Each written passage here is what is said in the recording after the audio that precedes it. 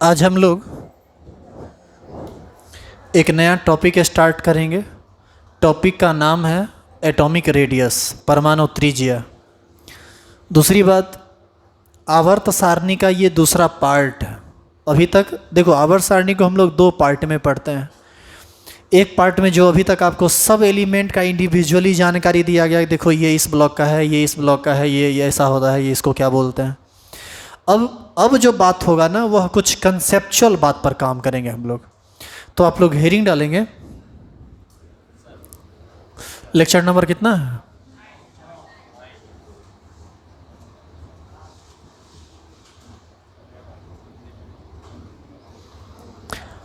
लिखिए।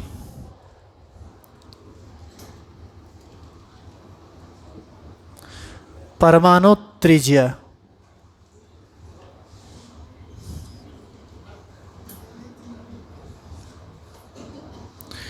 Atomic radius.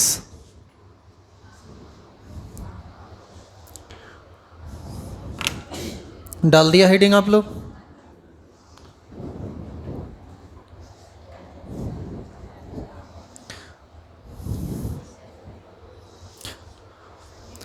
बताना शुरू करें। सुनिए, परमाणु सुनिए, पहले लिखना नहीं है। परमाणु जो होता है वह आकार में गोलाकार होता है, गेंद के जैसा होता है।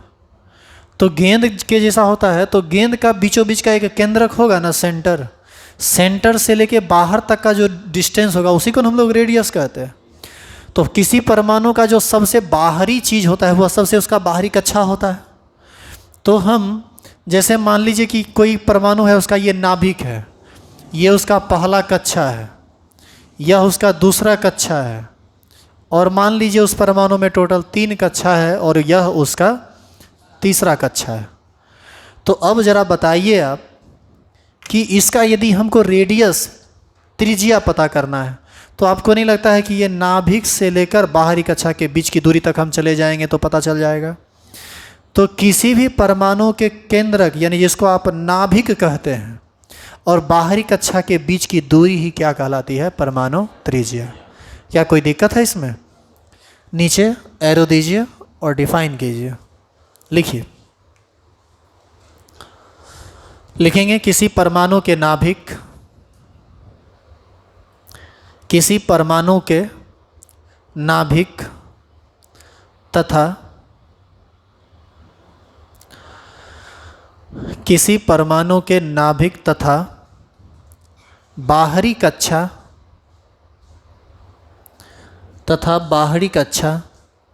के बीच की दूरी को परमाणु त्रिज्या कहते हैं। परमाणु त्रिज्या कहते हैं।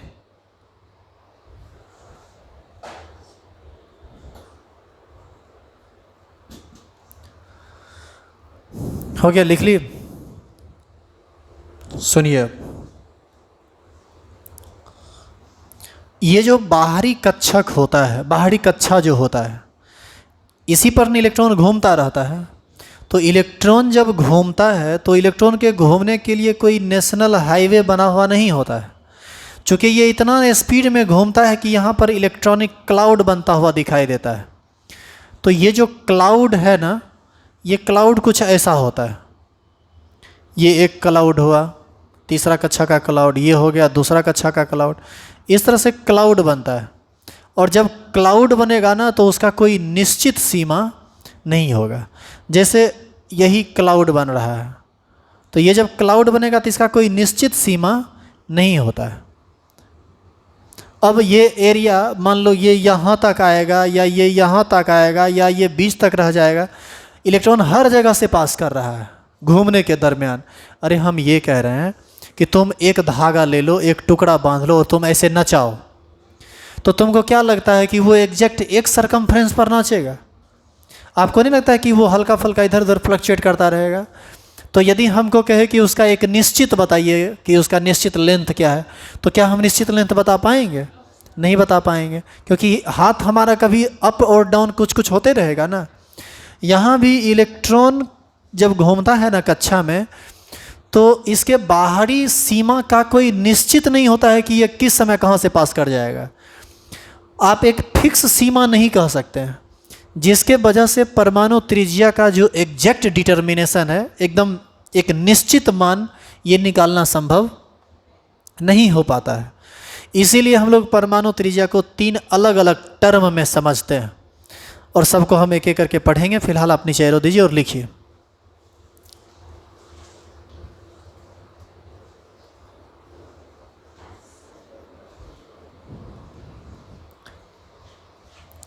लिखेंगे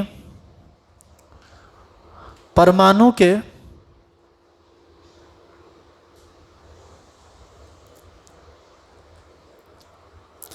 निश्चित त्रिज्या का मान,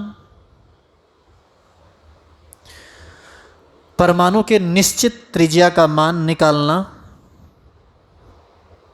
संभव नहीं है,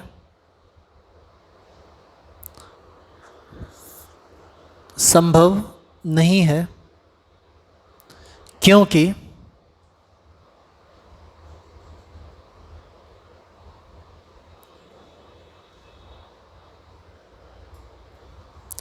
परमाणु की कोई निश्चित सीमा नहीं होती है। परमाणु के बाहरी कक्षा की कोई निश्चित सीमा नहीं होती है, क्योंकि परमाणु के बाहरी कक्षा की कोई निश्चित सीमा नहीं होती है।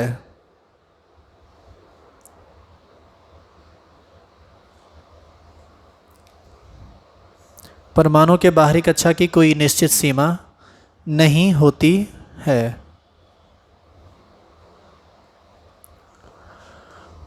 अतः परमाणु त्रिज्या को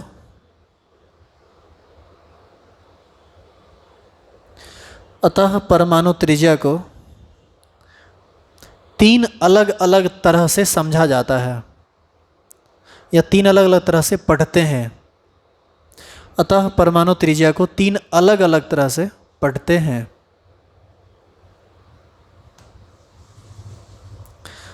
एक नंबर लिखिए,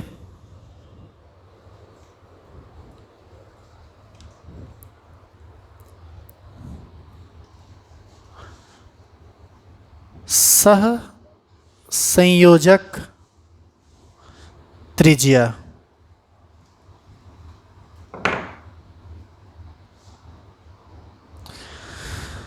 दूसरा लिखना धात्विक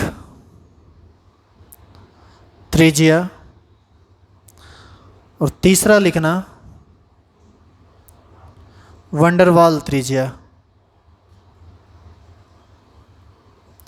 तुम एक एक को जब पढ़ोगे ना, तब समझ में आएगा कि ये सब क्या होता है। पहले तुम लिख लो इसको एक एक करके। तीनों का परिभाषा हम लोग लिखेंगे, तीनों कब अप्लीकेबल है ये सीखेंगे। एक नंबर हेडिंग डाल दीजिए आप, क्या है एक नंबर में? सहसंयोजक त्रिज्या।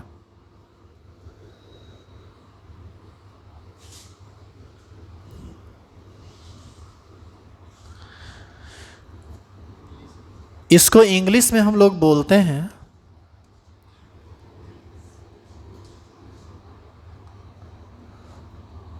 Covalent radius.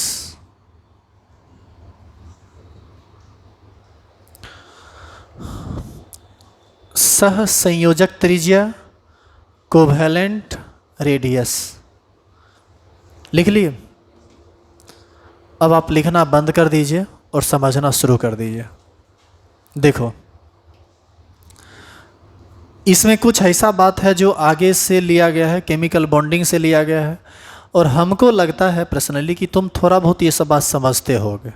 तुम देखो तो महसूस हो जाएगा। क्लोरीन का एक एटम और ये है क्लोरीन का दूसरा एटम। क्लोरीन का ये एक एटम हुआ और ये हुआ क्लोरीन का दूसरा एटम। यदि हम गोलाकार बनाए तब ये दोनों जब आपस में सटता है ना, तो सह संयोजक बंधन का निर्माण करता है। क्योंकि क्लोरीन के बाहरी कक्षा में भी 7 ही इलेक्ट्रॉन होता है, इसके बाहरी कक्षा में भी 7 इलेक्ट्रॉन, इसके बाहरी कक्षा में भी 7 इलेक्ट्रॉन। ये दोनों एक एक इलेक्ट्रॉन का साझेदारी करता है और अपने अष्टक को पूरा करता है। ये बात आप लोग सुने होंगे, हालांकि हम आपको ये टोटल बात लिख के समझाते हैं। रेडियस को समझने के लिए थोड़ा सा आपको यहाँ पर बॉन्ड समझना पड़ेगा। क्लोरीन का एटॉमिक नंबर होता है 17, 2, 8, 7। क्लोरीन के बाहरी कक्षा में कितना इलेक्ट्रॉन है? 7। ये एक क्लोरीन है, इसके बाहरी कक्षा में 7 इलेक्ट्रॉन है। एक और क्लोरीन लीजिए जिसके बाहरी कक्षा में भी इलेक्ट्रॉन कितना था?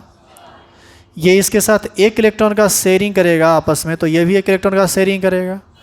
एक एक इलेक्ट्रॉन्स के साझेदारी से बनने वाला बंधन ही ना सह संयोजक बंधन कहलाता था।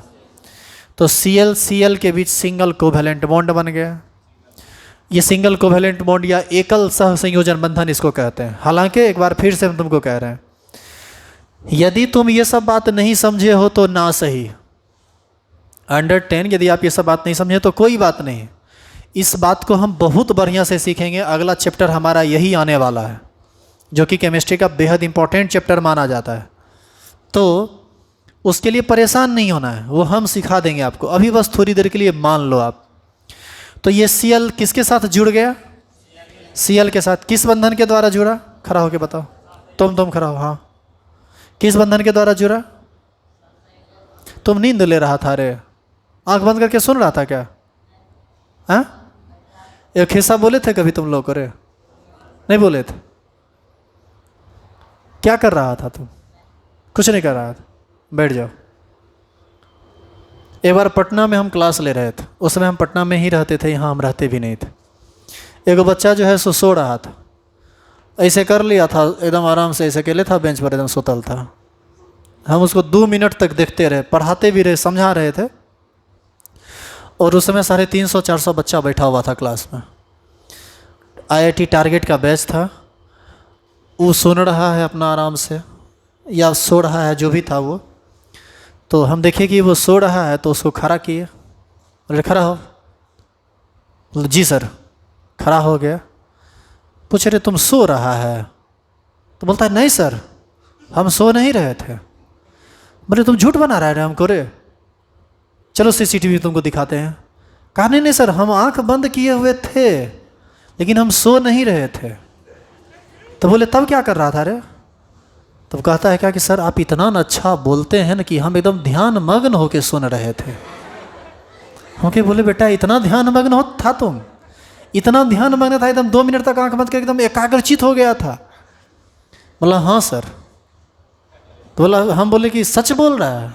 हाँ सर बिल्कुल सच बोल रहे हैं। तो हम बोले कि जब इसका मतलब ये हुआ कि पिछला जितना भी हम लेक्चर दिए पिछला 2-3 मिनट में, उसमें कहीं से भी तुमको क्वेश्चन पूछेंगे तो तुम फटाफट उसका जवाब दोगे, क्योंकि सबसे अच्छा तरह से तुम ही सुन रहा था। सब आँख खोल कर सुन रहा था और तुम आँख बंद करके सुन रहा था।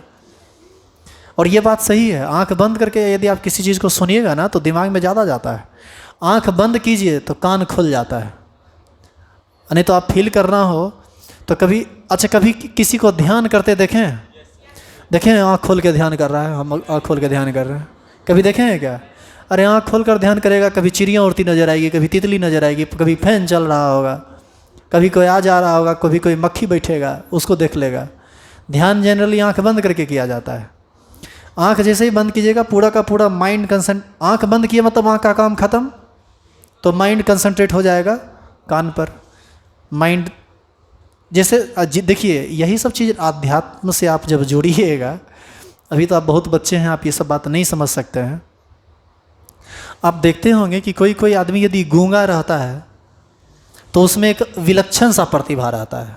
कोई आदमी बहरा है तो भी मतलब कोई एगो अंग यदि उसका खराब है, यदि किसी तरह का कोई दिव्यांग है वो, तो वो विलक्षण एकदम रहता है। वो उसका कुछ कुछ काम, एक आदमी को देखेगा हाथ नहीं है, पैर से पेंटिंग कर रहा है, पैर से ऐसा पेंटिंग कर देगा जितना अच्छा तुम हाथ से नहीं कर सकते हो, ऐसा भी होता है। तो उन लोग का प्रतिभा ही कुछ अलग होता है, उसका रीजन है। माइंड कंसंट्रेट हो जाता है जितने बचे हुए चीज़ हैं उतने पर। अब जैसे हम लोगों का सब चीज़ सही है तो माइंड हर चीज़ पर समान तरह से अपना फोकस कर रहा है। हाथ पर, हाँ चलो भाई हाथ को लिखना है, मुंह चलो तुमको बोलना है, कान तुमको सुनना है, आँख तुमको देखना है। माइंड बटा हुआ है। और जैसे ही आप अपना आँख बंद करते हैं आपका दिमाग आँख पर से ध्यान हटाना बंद कर देता है और बाकी चीज़ों पर रखता है। कान बंद कर दीजिए, सुनना बंद कर दीजिए, तो हो सकता है किसी और चीज़ पर ध्यान मग्न कर दे। आप अंतर्ध्यान हो जाइएगा, जहाँ पर आपको ना कुछ दिखाई देगा और ना कुछ सुनाई देगा। तो ये सब बातें होती है। तो बोले क्या कि बेटा तुम, इसका मतलब ये हुआ कि तुम जो पिछला 2-3 मिनट में हम लेक्चर दिए तुम सब बता दोगे? बोला हाँ सर, हम सब बता देंगे। ठीक है, चेक करते हैं। संयोग से केमिकल बॉन्डिंग ही पढ़ा रहे थे, उसमें हम हर तरह का क्वेश्चन उससे पूछे और तुमको विश्वास नहीं होगा, क्वेश्चन बोलते नहीं थे कि फटाफट उसका जवाब दे रहा था। और जवाब दे रहा था तो हमको लगा कि ये लड़का गलत नहीं बोल रहा है, ये सही में सुन ही रहा था। हम बोले अच्छा ठीक है नो, बैठ जाओ। तो हमारे क्लास में 2 तरह का नींद आता है लोगों को। आँख जो बंद होती है वो 2 तरह से होता है। एक तो सही में उसको नींद आ जाता है, और दूसरा एकदम ध्यान मग्न हो जाता है। तुम क्या किया था अभी? वो ध्यान मग्न था। देखिए क्वेश्चन पूछे, फट से बता दिया, नहीं बताया है क्वेश्चन, इसीलिए उसको कुछ कहे नहीं तो कुछ कहते भी। इधर 10 दिन पहले सुबह में 6 से 7 पढ़ा रहे थे। उस फैन के नीचे में, बीच वाले फैन के नीचे में एक लड़का बैठा हुआ था, सो रहा था, खूब बढ़िया से सो रहा था। एकदम सुबह में, एकदम सुबह सुबह आया 6 बजे, अरे 5 बजे उठा होगा, चल फिर के आया होगा आराम से, नींद ले रहा था। एकदम पढ़ाना स्टार्ट किए, मुश्किल से 7 से 8 मिनट के अंदर वो सो गया था। हम बोले रे सोया हुआ है? अरे बोलता है जी सर। एक्सेप्ट कर लिया हो कि हाँ हम सोए हुए थे। काहे कि वो जानता है 12th में है ना, अभी तुम लोग नहीं पता है।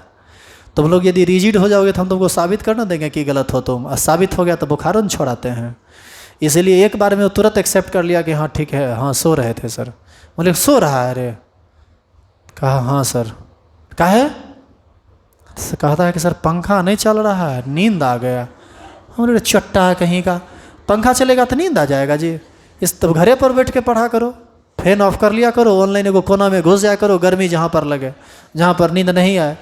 और नहीं तो कहा करो हर 2-3 मिनट पर 2-4 लपर कोई देते रहे तुमको, ताकि तुमको नींद ना आए। बेहुदा कहीं का, रात भर सोया है, सुबह सुबह 6 बजे में सो रहा है, कहता है कि पंखा नहीं चल रहा इसलिए नींद आ रहा है। भाई ये कैसा थीसिस हुआ भाई? तो इस सब तरह की बातें होती हैं। चलिए बातें बहुत होने लगी, देखो इधर। तो ये सह संयोजन बंधन का निर्माण करता है। ये जब बंधन का निर्माण करता है ना, तो देखो अब हम इसको फिगर में समझा रहे हैं। ये एक क्लोरीन का एटम है और ये दूसरा क्लोरीन का एटम है। अभी ये जुड़ा नहीं है आपस में, अभी ये दूरी है, दूर मतलब एक दूसरे से दूर है। अब जैसे ही यह एक दूसरे के क्लोज आएगा, तो जब इस तरह से इलेक्ट्रॉन का साझेदारी होता है और बंधन का निर्माण होता है, तो क्या होता है कि ये एक परमाणु जो होता है ना, वह दूसरे परमाणु में समा जाता है। और इसको हम लोग बोलते हैं अति व्यापन। क्या बोलते हैं? अति व्यापन, ओवरलैप करना इसको बोलते हैं, अति व्यापन। हो सकता है ये बात आप नहीं जानते हो, जान लीजिए, हम बाद में सब समझाएंगे। तो देखो ये नाभिक है और ये नाभिक है, इस परमाणु का नाभिक ये है और इस परमाणु का नाभिक ये है। जब ये अलग अलग था तो इसकी निश्चित कोई सीमा नहीं थी, और जब ये जुड़ गया तो क्या जुड़ने के बाद सीमा निश्चित होगा? जुड़ने के बाद भी सीमा निश्चित नहीं होगा। लेकिन एक चीज़ है जो निश्चित हो जाएगा, बताइए वह कौन चीज़ है? दोनों नाभिक के बीच की दूरी, ये निश्चित हो जाएगी। और इस दोनों नाभिक के बीच का जो आधा दूरी होगा वो इसका माना जाएगा और आधा दूरी उसका माना जाएगा। इसी आधे दूरी को हम परमाणु की त्रिज्या कहते हैं। लेकिन ध्यान रहे कि क्लोरीन क्लोरीन के साथ जुड़ना चाहिए तभी हम त्रिज्या मानेंगे, क्लोरीन ब्रोमीन के साथ जुड़ेगा तब हम त्रिज्या नहीं मानेंगे, क्योंकि क्लोरीन का साइज छोटा होता है, ब्रोमीन का साइज बड़ा होता है, तब तो गलत हो जाएगा ना। यानी दो समान तरह के परमाणु जब आपस में सह संयोजन बंधन का निर्माण करते हैं तो दोनों परमाणु के नाभिक के बीच के आधे दूरी को सह संयोजक त्रिज्या कहा जाता है। आई बात समझ में? समझे ये निश्चित कैसे हो गया? क्लियर हुआ ये चीज़? और ये चीज़ सिर्फ और सिर्फ तभी होता है जब सह संयोजन बंधन का निर्माण होता है। इसीलिए हम लोग इसको कौन सा त्रिज्या कहते हैं? सह संयोजक त्रिज्या। क्लियर है? चलिए नीचे एरो दीजिए और लिखना शुरू कीजिए। लिखेंगे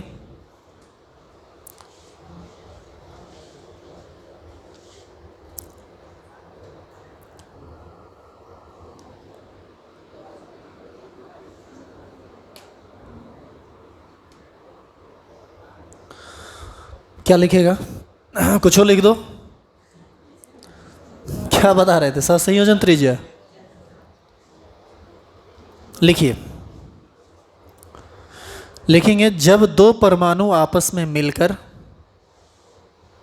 नहीं रुको, जब दो समान परमाणु, जब दो समान परमाणु आपस में सहसंयोजन बंधन, जब दो समान परमाणु आपस में सहसंयोजन बंधन के द्वारा जुड़ते हैं तो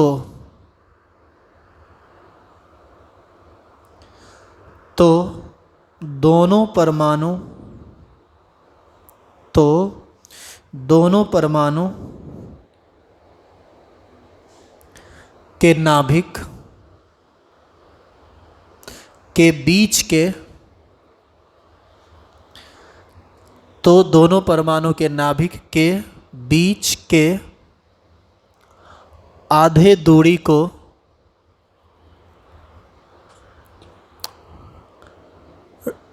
दोनों परमाणु के नाभिक के बीच के आधे दूरी को, तुम लगता है कुछ गलत लिख लिया है।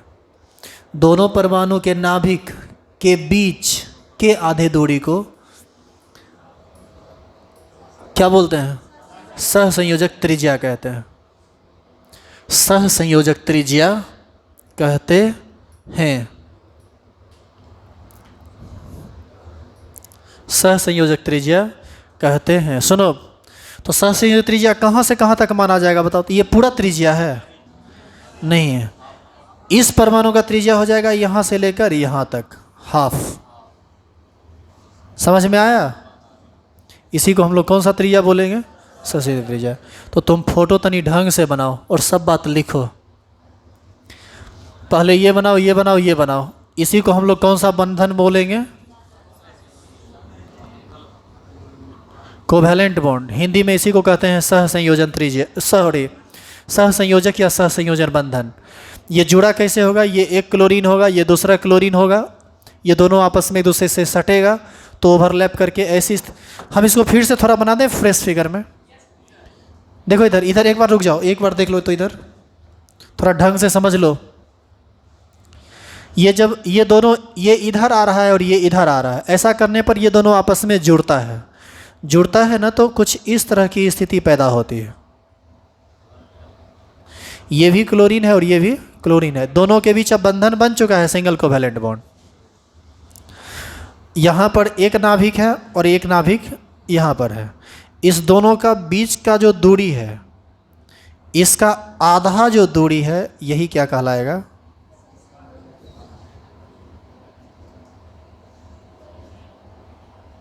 और इसी को हम लोग क्या बोलते हैं? सहसंयोजक त्रिज्या। समझ गए?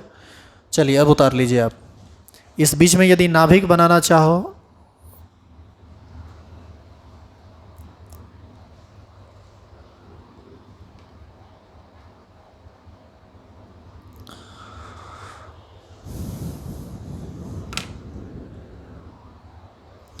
हो सकता है कि तुम ये सब बात नहीं समझे हो, खाली तुम मान लो ना कि ये आपस में अतिव्यापन करता है। केमिकल बॉन्डिंग में तो सब समझेगा, नहीं कैसे समझ में आएगा?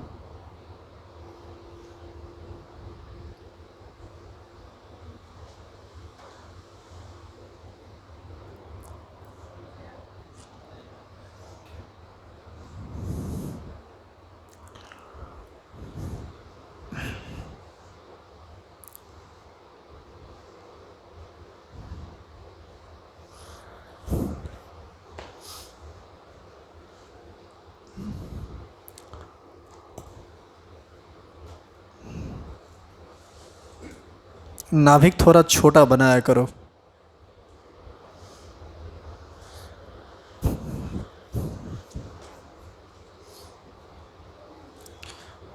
बोलो आगे बताना शुरू करें।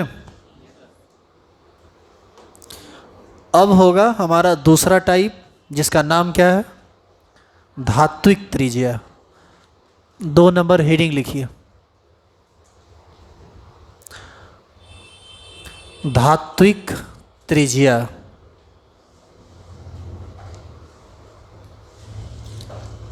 धात्विक त्रिज्या, इसको इंग्लिश में हम लोग बोलते हैं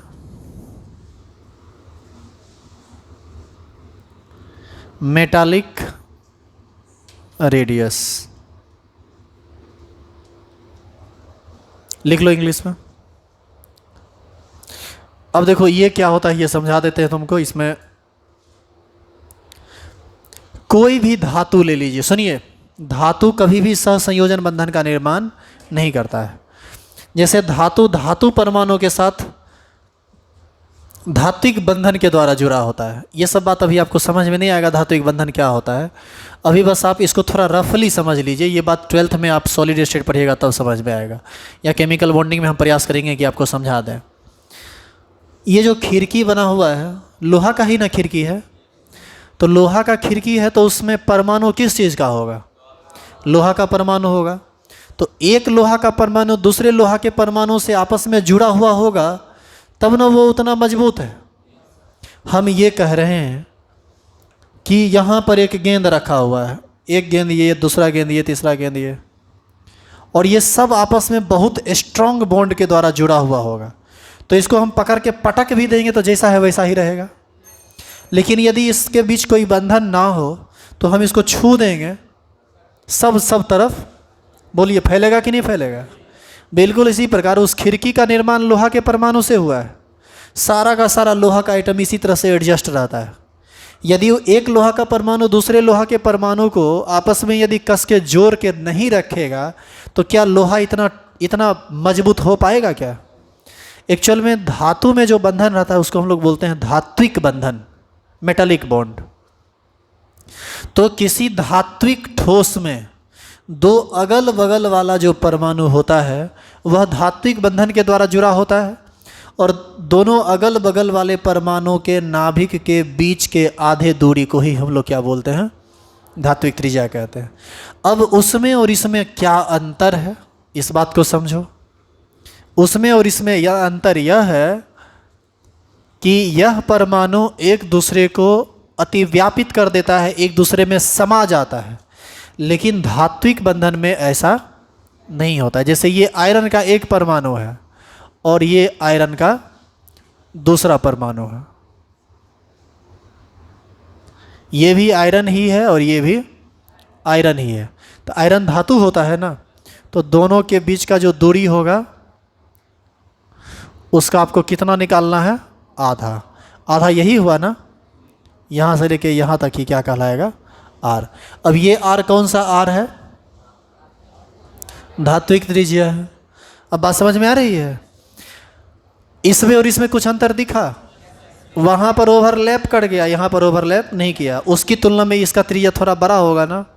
चलिए नीचे रो दीजिए और लिखना शुरू कीजिए। लिखेंगे धात्विक ठोस में, हेलो, हाँ हाँ बोलिए, हेलो। अरे अभी तो क्लास ले रहे हैं दीपक जी, हम करते हैं बाहर 11 बजे के बाद फ्री हो गए।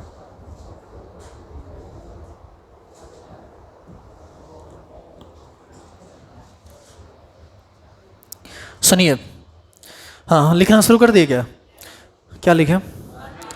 धात्विक ठोस में धातु के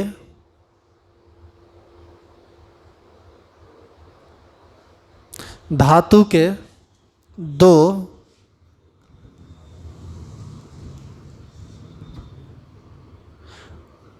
इसको क्या बोलते हैं? एडजेसेंट, इसको इंग्लिश में बोलते हैं। अगल बगल वाला जो परमाणु होता है ना, जैसे देखो धातु में एक परमाणु हुआ, दूसरा परमाणु, तीसरा परमाणु, चौथा, पांचवा, इस तरह से ये सब जुड़ा हुआ है।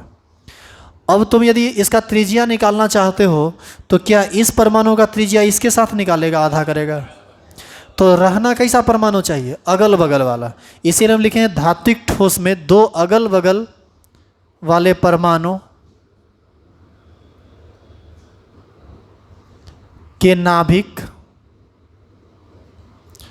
के बीच के आधे दूरी को, दो अगल बगल वाले परमाणु के नाभिक के बीच के आधे दूरी को क्या बोलेंगे? धात्विक त्रिज्या कहते हैं।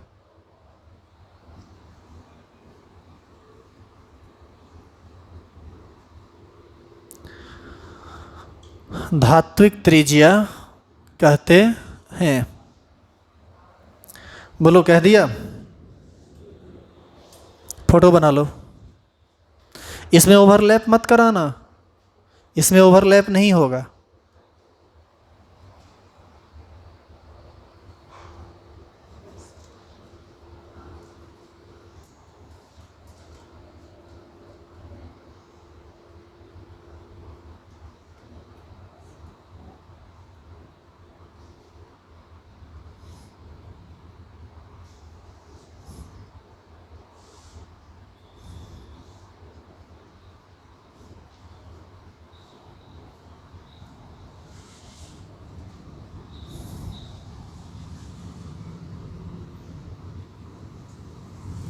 उस फिगर को बनाना नहीं है, हम बस ऐसे ही छोड़ दिए बना के। आप देखो, खाली बना हुआ रहेगा ना तो समझना आसान होगा। ठीक है, आपको कौन सा फिगर बनाना था अभी? ये बना लिए क्या? अरे बनाना है, बनाइए जल्दी से इसको, इस फिगर को बनाइए। अब हमारा तीसरा टाइप होगा कौन? Van der Waals radius.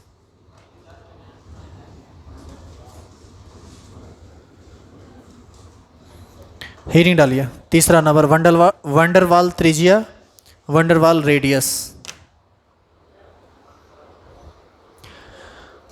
वंडरवाल त्रिज्या, वंडरवाल रेडियस।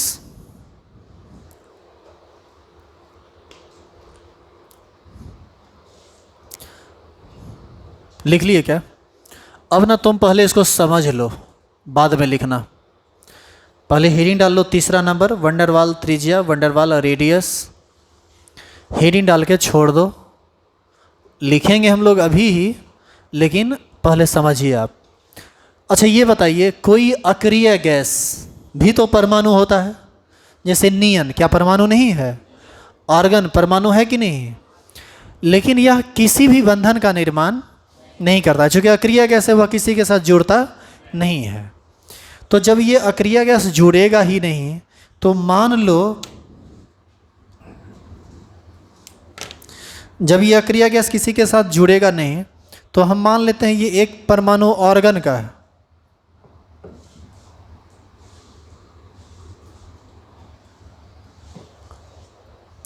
मान लीजिए कि ये एक परमाणु किस चीज़ का है? ऑर्गन। और ये दूसरा परमाणु भी ऑर्गन का है। तो आपको ऐसा नहीं लगता है कि जो बंधन बना एक दूसरे में समा गया, उसके साथ ये परिस्थिति उत्पन्न हुई? जो एक दूसरे के साथ सिर्फ टच में आया, एक दूसरे में समाया नहीं, उसके साथ ये स्थिति आई। ये तो बंधन ही नहीं बनाता है, ये ना समाएगा और न एक दूसरे के कंप्लीटली टच में आएगा। लेकिन जितना नज़दीक हो सकता है आप उसको नज़दीक कीजिए, और नज़दीक करने के बाद इस दोनों के नाभिक के बीच के आधे दूरी को निकाल लीजिए। अब आधा दूरी हम निकालेंगे तो आधा दूरी तो यही कहलाएगा ना। तो यहाँ से लेकर यहाँ तक का जो रेडियस है, यही क्या कहलाएगा? Van der Waals radius.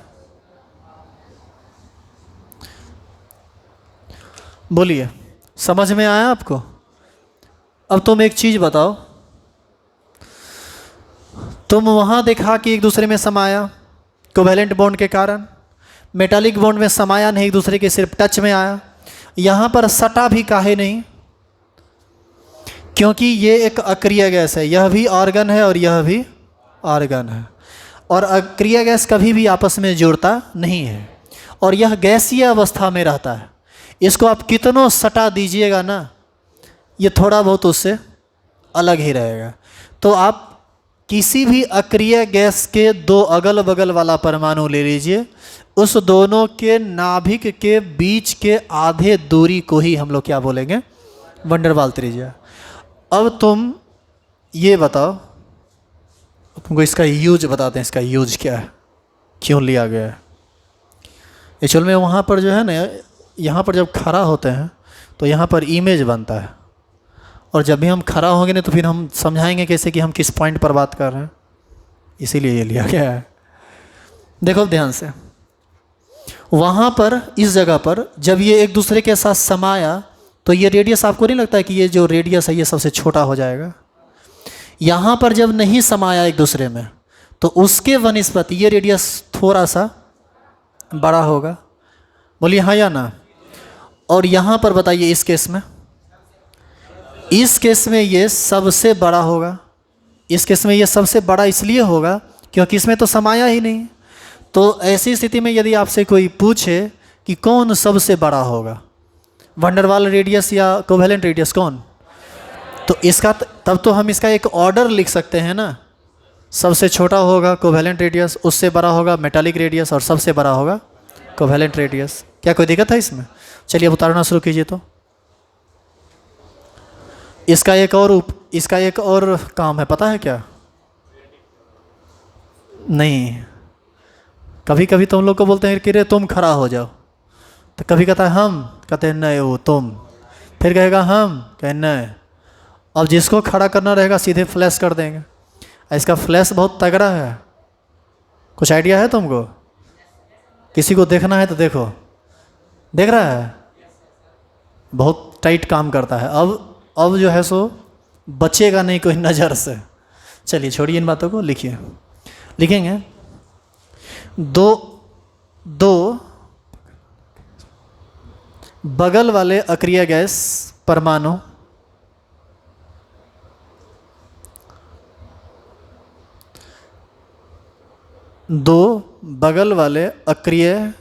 परमाणु के नाभिक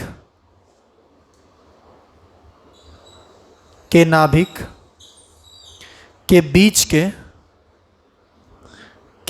के आधे दूरी को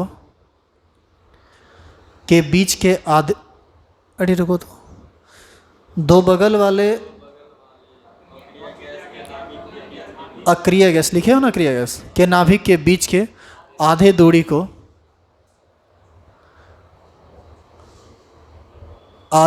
को वंडरवाल त्रिज्या कहते हैं। वंडरवाल त्रिज्या कहते हैं। फोटो बना लीजिए आप। कौन सा? ये वाला, ये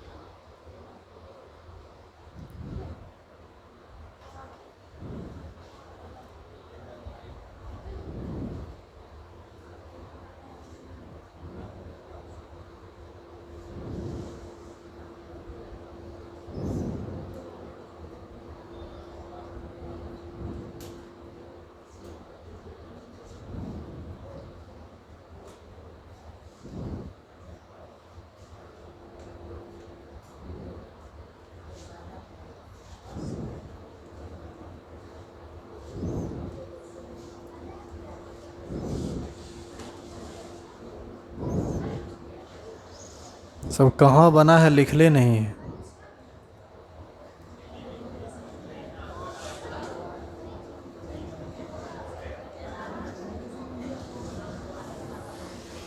क्या हो गया?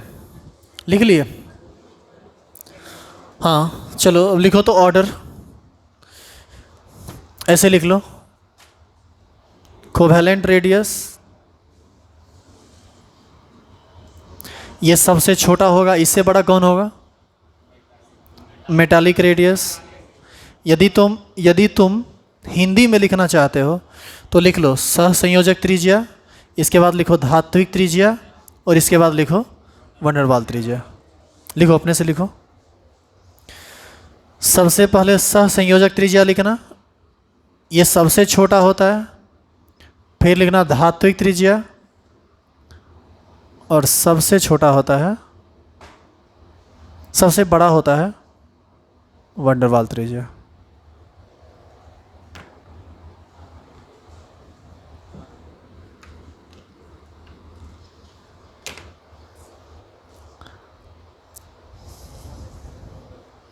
हो गया, लिख लिया? सुनो, यदि किसी परमाणु का त्रिज्या छोटा है तो वह परमाणु भी छोटा होगा, और किसी का त्रिज्या बड़ा है तो उसका त्रिज्या भी, मतलब त्रिज्या बड़ा है तो परमाणु भी बड़ा होगा। अब आप सीखेंगे कि आवर्त सारणी में किधर से किधर जाएंगे तो परमाणु का आकार बढ़ेगा। ऊपर से नीचे आने पर आकार बढ़ता है या घटता है, बाएं से दाएं जाने पर आकार बढ़ता है या घटता है। दूसरी बात, सिर्फ यही नहीं सीखेंगे कि आकार बढ़ता है घटता है, क्यों आकार बढ़ता है और क्यों आकार घटता है, इन सभी चीज़ों को नेक्स्ट क्लास में हम लोग डिटेल में सीखेंगे। ठीक है, आज बस यहीं तक।